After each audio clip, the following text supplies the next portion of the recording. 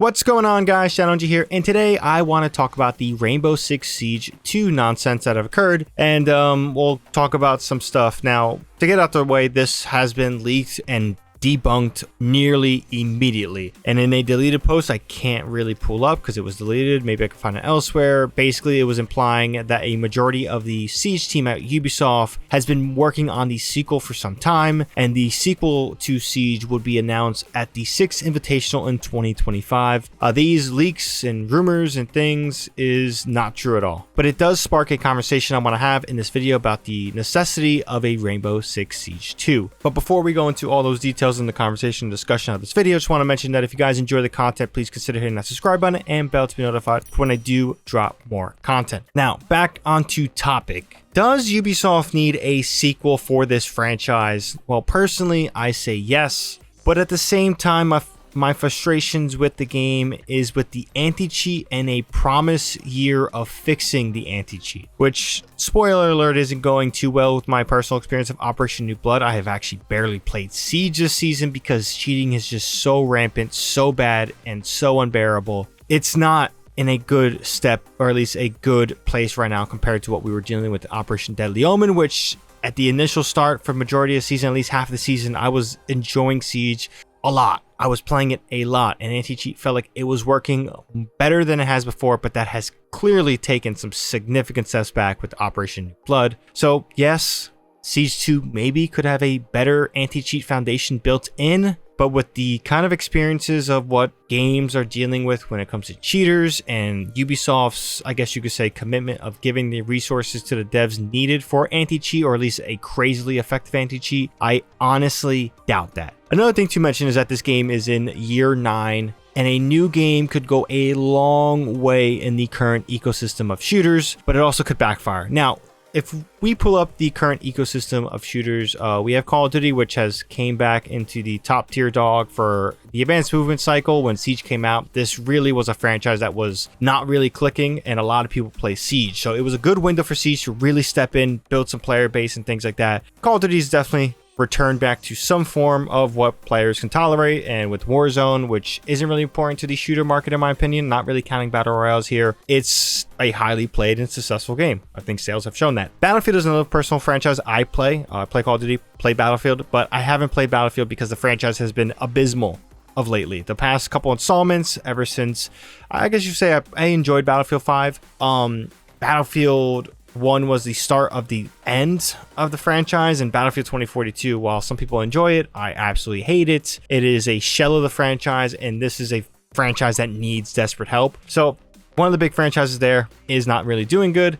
Siege came out nearly 10 years ago. We are in year 9, and in this list of the games I'm comparing when it comes to franchises, this is the oldest one. Now, if I throw up CSGO 2 and Overwatch 2, these are other games that also existed around the same time, or in CSGO cases, for 20 years before seeing a sequel. Overwatch got a sequel recently that was not really received well with the community. I think I enjoyed it, but also didn't really enjoy Overwatch 1 too much to give a damn. It just was me playing on PC and feeling a little bit better. So Siege on this list is the oldest title of the big names you could think of when it comes to shooters. Yes, there's Apex Legends. Yes, there's Fortnite if you want to say that one, but those are battle royale focuses. I don't really want to talk about that and throw that into this list. We're talking about PvP shooters. Siege is the oldest one, and getting a new game among these groups of games is a massive benefit to not only the player base and the community, but also to the franchise when it comes to recency bias and just being like, oh, this is the latest game of Siege and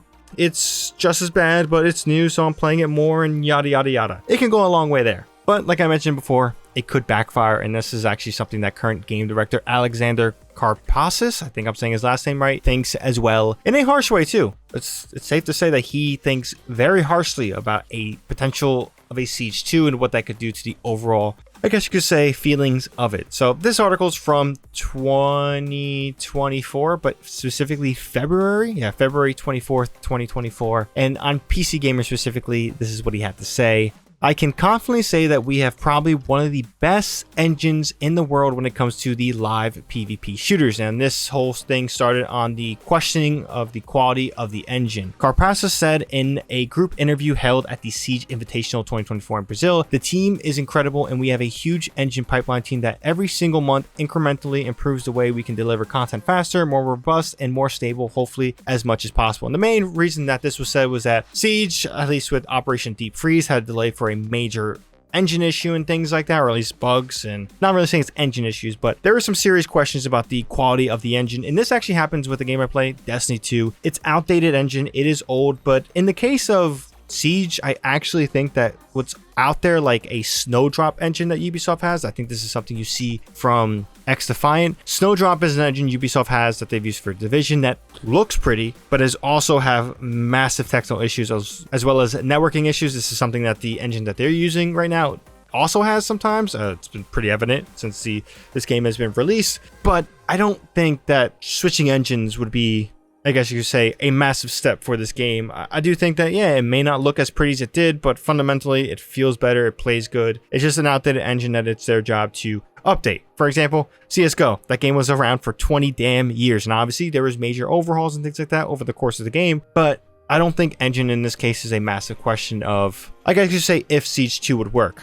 Now, he goes on to say this: the idea of switching engines to something that can be off the shelf ready simply doesn't answer the need of a really competitive and demanding game like Siege, he said. I am not going to name names, but you see games that did go through sequels and just completely drop the ball because they have to remake every single thing that they did in the first game. And I don't know if you know, but he's talking about you, Overwatch 2. So, as you guys can tell, a new engine or even a new game may not be the step forward when it comes to addressing and bringing things back for Siege. I do think it's a necessity, but also it is a massive question. Like, what can they do? The content pipeline, in my opinion, for what this year's offering, you know, they took a step back on the operators are adding. I think that has been a big hit, and I get it. Adding 2 operators per season, an attacker defender, can complicate the balance, and I guess you could say the overall tug-of-war cycle that happens between attackers and defenders. But overall, I will say that if Siege got 2 new operators per season and 2 new maps per year, I do think that this could be a much better feeling franchise right now. And I still love Siege. I play it. I put myself through misery and pain playing this game. For some reason, it's one of my favorite games of all time. It's crazy to say that because, yeah, there's a lot of flaws, but it's one of the few times I've ever played a shooter and it just makes me hooked every single time I play it. Something like Call of Duty 4 or Modern Warfare 2 or Modern Warfare 3 were games that were pretty similar to this. Battlefield 4, Battlefield 3, Battlefield Bad Company 2 are other shooters that made me feel like this. Siege, in my eyes, is really in a special place. So a sequel is a big ask. I do think it's necessary, but also a lot of these issues that we may be having with Siege itself can be just fixed with